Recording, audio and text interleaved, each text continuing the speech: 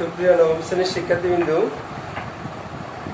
আজ আমি তোমাদের ফিনান্স অ্যান্ড ব্যাংকিং বিষয়ের তৃতীয় অধ্যায় নিয়ে আলোচনা করব। অধ্যায়টির নাম হচ্ছে অর্থের সময় মূল্য। এই অধ্যায় থেকে আমি একটি সৃজনশীল প্রশ্ন তোমাদের জন্য চয়েস করেছি আজকে। এই প্রশ্নটি হচ্ছে যশোর বোর্ড 2019। যশোর বোর্ড 2019। আমি উদ্দীপকটি পড়ছি, একটু খেয়াল করো। মিস্টার শ্যামল সম্প্রতি চাকরি থেকে অবসর নেন এবং তার অবসরের 25 লক্ষ টাকা ব্যাংকে 10 বছরের জন্য স্থায়ী হিসেবে রাখার সিদ্ধান্ত নেন। ব্যাংক তাকে 12% হারে সুদ দিবে বলে জানায়।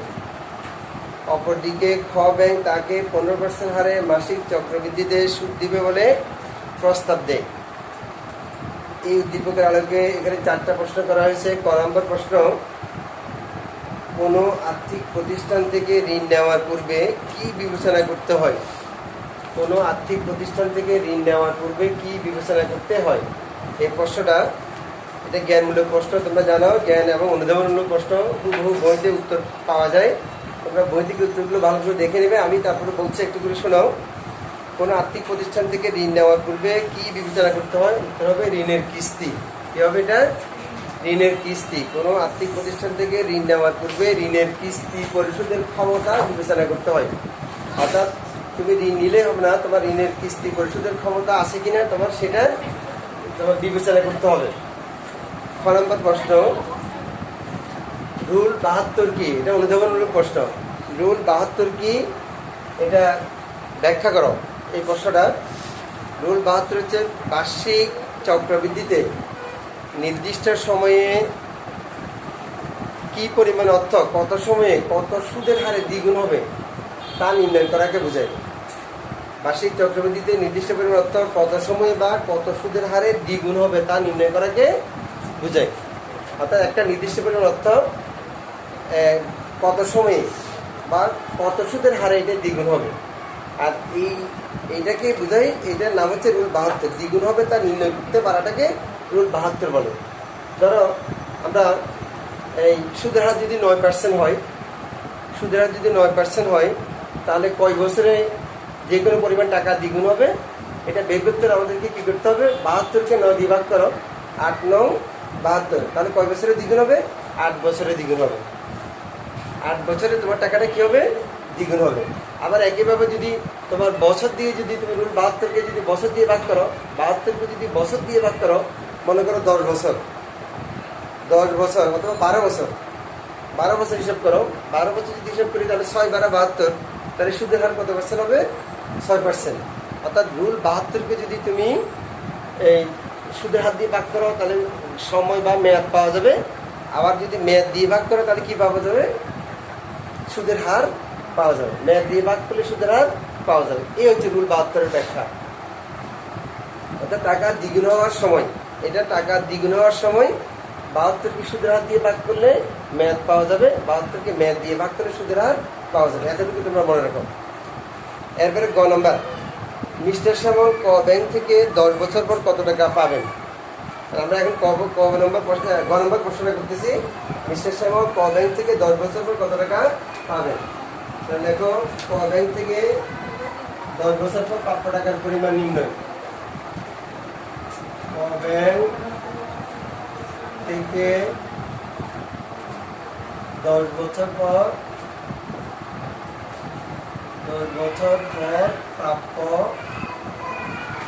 প্রাপ্য টাকার পরিমাণ নির্ণয়। প্রাপ্য টাকার পরিমাণ নির্ণয়। তাহলে ব্যাংক থেকে 10 বছর পর কত টাকা পাবে এটা বের করতে হলে আমাদেরকে কোন সূত্র ব্যবহার করতে হবে? একটু খেয়াল করো। এখানে বর্তমান মূল্য দেওয়া আছে 25 লক্ষ টাকা। অবসরের টাকা, মিস্টার শ্যামল অবসরের চাকরি থেকে অবসর নেওয়ার পরে 25 লক্ষ টাকা পেয়েছেন। এই টাকাটা তিনি ভবিষ্যতের জন্য 10 বছর জন্য একটা স্থায়ী হিসেবে জমা রাখতে চান। তাহলে আমাদেরকে এখন ভবিষ্যৎ মূল্যের সূত্রটা ব্যবহার করতে হবে। ভবিষ্যৎ মূল্য বের করতে আগে কি কি দেওয়া আছে এগুলো একটু লেখো, ইনফরমেশনগুলো লেখো। আগে দেখো দেওয়া আছে বর্তমান মূল্য,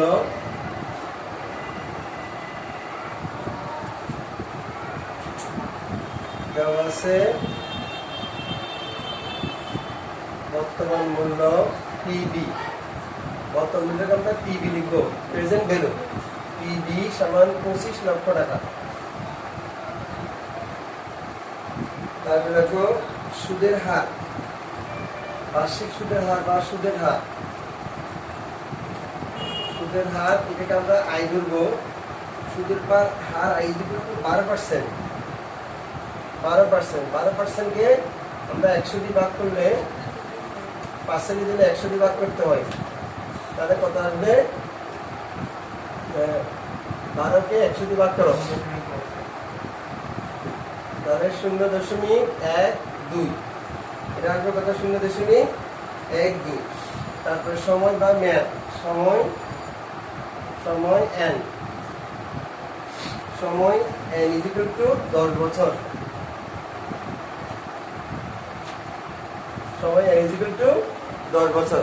এখন আমরা এইটার ভবিষ্যৎ মূল্য বের করবো। আমরা জানি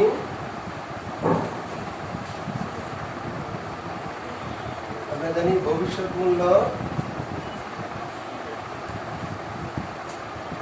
মূল্য FB ইকুয়াল টু, যেহেতু এটা বার্ষিক চক্রবৃদ্ধি, তাহলে FB equal to PB into 1 plus I whole to the power n। FB equal to সূত্রটা কি হবে? FB equal to PB into 1 plus I whole to the power n।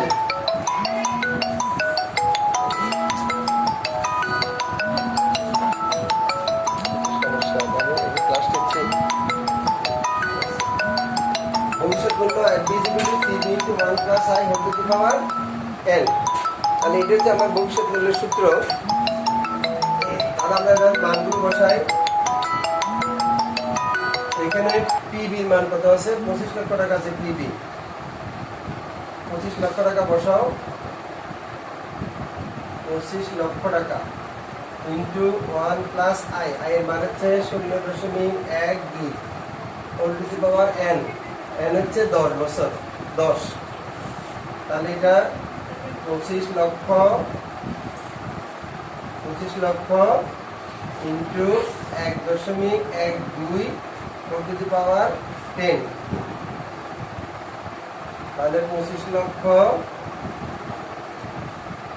লক্ষ ইন্টু 1.12। এটা এই অধ্যায়ের অঙ্কগুলো করার জন্য তোমাদেরকে সাইন্টিফিক ক্যালকুলেটর লাগবে। একটা সাইন্টিফিক ক্যালকুলেটর তোমাদের লাগবে এই অধ্যায়ের অঙ্কগুলো করার জন্য। এই যে 1.12, এটা পাওয়ার 10 দাও। 1.12, এটার উপর পাওয়ার 10। পাওয়ার 10 দিলে তোমার আসবে 3.1058।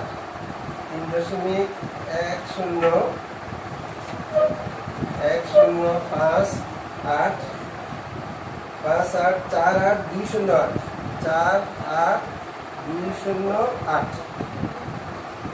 তাহলে গুণ 25 লক্ষ, এটার সাথে গুণ 25 লক্ষ। 25 লক্ষ,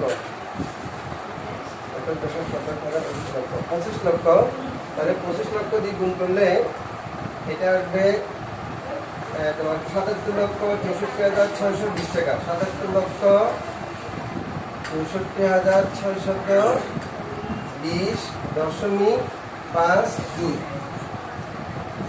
521 আসছে এখানে। তাহলে আমরা এটা লিখবো 77,64,621 টাকা লিখবো এখানে। দশমিকের পরে 5 আসলে মনে রাখতে হবে, দশমিকের পরে 5 আসা মানে 50 পয়সা। 50 পয়সা বর্তমানে ব্যাংকে 50 পয়সা কোনো লেনদেন নাই। 50 পয়সাটাকে পূর্ণ টাকা ধরে বলতে হবে, অর্থাৎ 621 টাকা। 77,64,621 টাকা।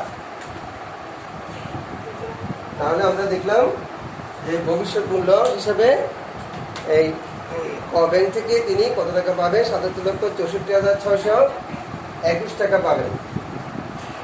এখানে এই 1.12 এর পাওয়ার 10, এটা তুমি সরাসরি এখানে না লিখতে হবে ক্যালকুলেটারে।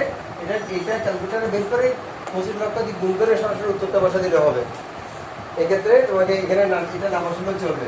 তাহলে তোমাকে অবশ্যই সাইন্টিফিক ক্যালকুলেটর লাগবে। কারণ যদি সাইন্টিফিক ক্যালকুলেটর না থাকে তাহলে এই 1.12 এটাকে 10 বার গুণ করতে হবে। তাহলে জেনারেল ক্যালকুলেটারে 1.12 1.12 গুণ 1.12 গুণ 1.12 এভাবে তোমাকে 10 বার লেখা এটা খুব কষ্টকর হবে এবং মনে রাখাও কষ্টকর হবে। এটা সঠিক রেজাল্ট আসবে না, ওই জন্য সাইন্টিফিক ক্যালকুলেটার তোমাকে ব্যবহার করতে হবে। তাহলে দেখো, সুতরাং মিস্টার শ্যামল ক ব্যাংক থেকে 10 বছর পর এত টাকা পাবেন। সুতরাং মিস্টার শ্যামল ক ব্যাংক থেকে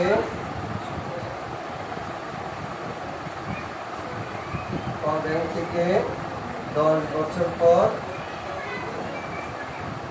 77,64,621 টাকা পাবেন। শেষ, আমাদের ক নম্বর উত্তর শেষ। গ নম্বর উত্তর শেষ। দেখো, ক ব্যাংক থেকে 10 বছর পর প্রাপ্য টাকার পরিমাণ নির্ণয়। আমরা এটা বের করলাম, ক ব্যাংক থেকে 10 বছর পর মিস্টার শ্যামল কত টাকা পাবে সেটা আমাদের বের হলো। আর এই সূত্রটা তোমাকে মনে রাখতে হবে, ভবিষ্যৎ মূল্য FD = TB × 1 + I whole to the power n। এটা হচ্ছে ভবিষ্যৎ মূল্যের সূত্র। FD = TB × 1 + I whole to the power n। এখানে FD হচ্ছে যে ফিউচার ভ্যালু FD, আর প্রেজেন্ট ভ্যালু হচ্ছে যে PB হচ্ছে প্রেজেন্ট ভ্যালু, বর্তমান মূল্য।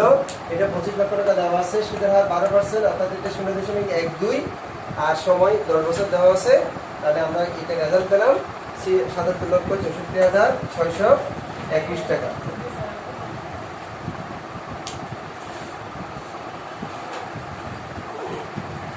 প্রিয় শিক্ষার্থীবৃন্দ, আসো এবার আমরা ঘ নাম্বার করবো। ঘ নাম্বার প্রশ্নটা হচ্ছে যে মিস্টার শ্যামলের কোন ব্যাংকে টাকা রাখা অধিক লাভজনক বিশ্লেষণ করো। কোন ব্যাংকে টাকা রাখা অধিক লাভজনক বিশ্লেষণ করো। তাহলে এখন আমাদেরকে ওই ব্যাংকের ভবিষ্যৎ মূল্য জানতে হবে। তাহলে আমরা কম্পেয়ার করতে পারবো কোন ব্যাংকে টাকা জমা রাখতে হবে।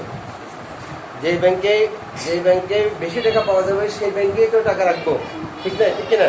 মিস্টার শ্যামল ওই ব্যাংকেই টাকা রাখবেন যে ব্যাংক থেকে সে ভবিষ্যতে বেশি পরিমাণ টাকা পাবেন।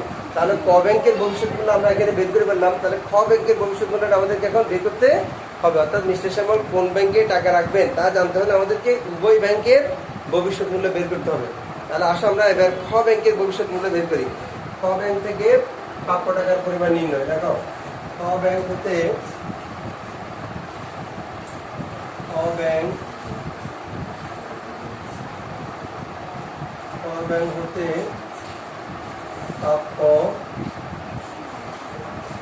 প্রাপ্য টাকার পরিমাণ নির্ণয়। খ ব্যাংক হতে প্রাপ্য টাকার পরিমাণ নির্ণয়। আচ্ছা, খ ব্যাংকের এবার আসো তোমরা দেখো, এখানে খ ব্যাংকের কি কি দেওয়া আছে এটা আমাদেরকে আগে লিখতে হবে। খ ব্যাংকের এখন দেওয়া আছে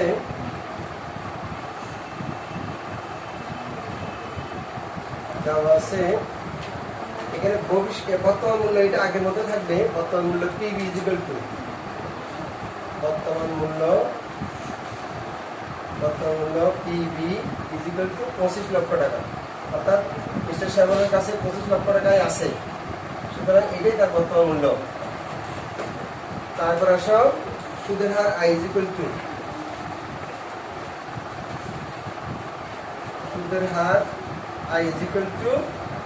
সুদের হার I কত আসবে এটা আমাদের প্রশ্নে দেওয়া আছে যে খ ব্যাংক তাকে 15% হারে মাসিক চক্রবৃদ্ধিতে সুদ দিবে বলে প্রস্তাব দেয়। তাহলে এখানে খ ব্যাংকের সুদের হার হচ্ছে 15%। সুদের হার 15% সমান 100 দিয়ে 15কে ভাগ করো। 100 দিয়ে 15কে ভাগ করলে কত আসবে? 0.15। তারপরে সময় n = আচ্ছা, বছরের চক্রবৃদ্ধির সংখ্যা আরেকটা দেখো, অথবা সময়টা আগে লিখি বলো। সময় n = কত বছর? সময় n = কত বছর? এখানে 10 বছর। সময়টা ঠিক থাকবে 10 বছর। বছরের চক্রবৃদ্ধির সংখ্যা,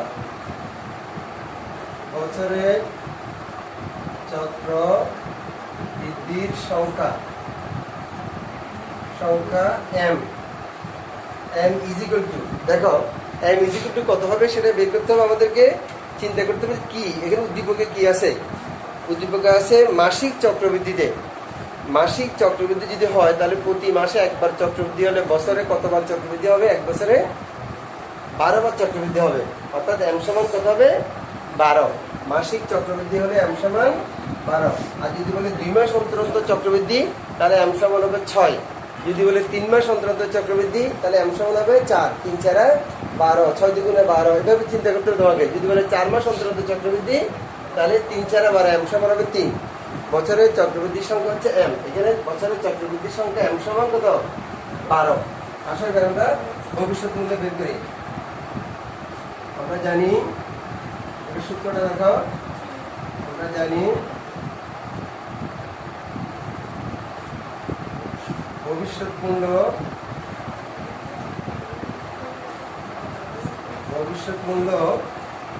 as b is equal to cb into 1 plus I divided by m whole to the power n into m। দেখো এখানে একটা এই সূত্রটা একটু পরিবর্তন আসছে। এখানে ভবিষ্যৎ মূল্য আমরা বের করছি, বাট এটা মাসিক চক্রবৃদ্ধির কারণে সুদের হারকে এম দ্বারা ভাগ করতে হয়েছে, সময়কে এম দ্বারা গুণ করতে হয়েছে। সুদের হারকে এম দ্বারা ভাগ করতে হয়েছে, সময়কে এম দ্বারা গুণ করতে হয়েছে, অর্থাৎ মাসিক চক্রবৃদ্ধির ক্ষেত্রে তাহলে ভবিষ্যৎ মূল্যর এই সূত্রটা কি হবে? এক B is equal to cb into 1 plus I divided by m whole to the power n into m। তাহলে আশাই ভাই মান বসাও। এখানে 25 লক্ষ টাকা প্রথমে লেখো, 25 লক্ষ ইন্টু 1 প্লাস আই এর মান হচ্ছে সুদের হার 0.15। তারপর হচ্ছে তোমার এম এর মান হচ্ছে 12 ইন্টু আবার এন এর মান হচ্ছে 10 ইন্টু এম এর মান হচ্ছে কত? এম এর মান হচ্ছে 12, এম এর মান কত? 12। তাহলে আসো আমরা এবার এটাকে ক্যালকুলেটারে বের করি। প্রথমে 25 লক্ষ এটা লেখো,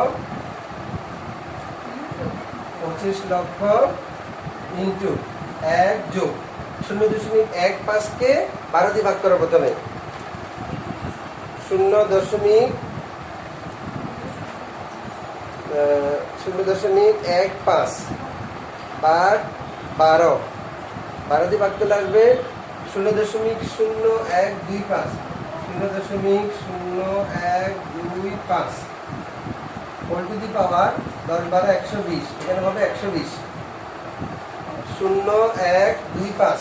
এবার প্লাস 1, এটার সাথে সরাসরি প্লাস 1 লিখবে, প্লাস 1 ইজ ইকুয়াল টু 1.0125। তাহলে এটা 25 লক্ষ ইন্টু এটা হবে 1.0125। এবার পাওয়ার করলে 120, পাওয়ার 120। এবার এটা 25 লক্ষ এটার সাথে 1.120 এর পাওয়ারটা এটার উপর পাওয়ার দাও, পাওয়ার 120, 120।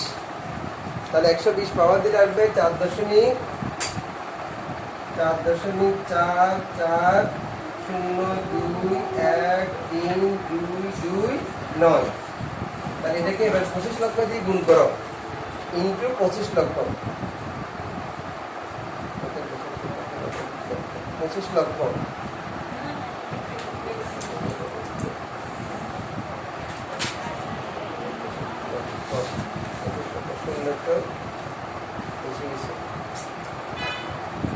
পঁচিশ লক্ষ দিয়ে গুণ করলে তাহলে আসবে কত? এটা 1,11,00,000, 1,11,05,33.07। তাহলে 1,11,533 টাকা, 1,11,533 টাকা এটা এই খ ব্যাংক থেকে পাওয়া যাবে 10 বছর পর। এখানে ওই 0.07 এটা বাদ দিলে তাহলে আমার ওইটাই থাকবে 1,11,00,000, তারপরে 0.0533, হ্যাঁ 533 টাকা। তাহলে দেখো এখানে টাকা লেখা, এখানে তাহলে খ ব্যাংক থেকে 10% পর পাওয়া যাচ্ছে কত 1,11,533,000 টাকা খ ব্যাংক থেকে পাওয়া যাচ্ছে। অন্যদিকে ক ব্যাংক থেকে কত টাকা পাওয়া যাচ্ছে আমরা গড় উত্তরটার দিকে খেয়াল করলে দেখি যে গড় উত্তরটা হচ্ছে 77,64,620 টাকা। 77,64,620 টাকা আসছে ওখানে ক ব্যাংক থেকে। তাহলে মিস্টার সামল এখন কোন ব্যাংকে টাকা জমা রাখা লাভজনক হবে আমরা বিবেচনা করলে আমরা দেখি যে খ ব্যাংকে টাকা জমা রাখাটা কি হবে তার লাভজনক হবে, কারণ খ ব্যাংক থেকে তিনি বেশি টাকা পাবেন। খ ব্যাংক থেকে তিনি বেশি টাকা পাবেন। তোমাকে প্রশ্ন বলছে যে বিশ্লেষণ অধিক কোন মিস্টার শ্যামলের কোন ব্যাংকে টাকা জমা রাখা অধিক লাভজনক বিশ্লেষণ করো। তাহলে লাস্টে আমরা কি লিখবো, সুতরাং মিস্টার শ্যামলের খ ব্যাংকে টাকা জমা রাখা অধিক লাভজনক, কারণ খ ব্যাংকে ক ব্যাংক অপেক্ষা তিনি এটা থেকে এটা মাইনাস করে দেবেন 1,11,533,000 টাকা থেকে 77,64,620 টাকা মাইনাস করে দেবেন। মাইনাস করলে যত টাকা হয় এত টাকা তিনি বেশি পাবেন। তাই মিস্টার শ্যামলের খ ব্যাংকে টাকা রাখা যুক্তিযুক্ত বলে আমি মনে করি বা অধিক লাভজনক বলে আমি মনে করি। ঠিক আছে, আজকে এই পর্যন্তই। সুপ্রিয় শিক্ষার্থীবৃন্দ, তোমরা নিজেরাই চেষ্টা করবে, অঙ্কগুলো বারবার বাসায় প্র্যাকটিস করবে। এই অঙ্কটাকে তোমরা খাতা আবার করবে ঠিক সেমভাবে যে অঙ্কগুলো আছে তোমরা সেগুলো আরও অন্যান্য বোর্ডের অঙ্কগুলো তোমরা বা মেইন বইয়ের যে অঙ্কগুলো আছে সেগুলো তোমরা প্র্যাকটিস করবে। ধন্যবাদ সবাইকে।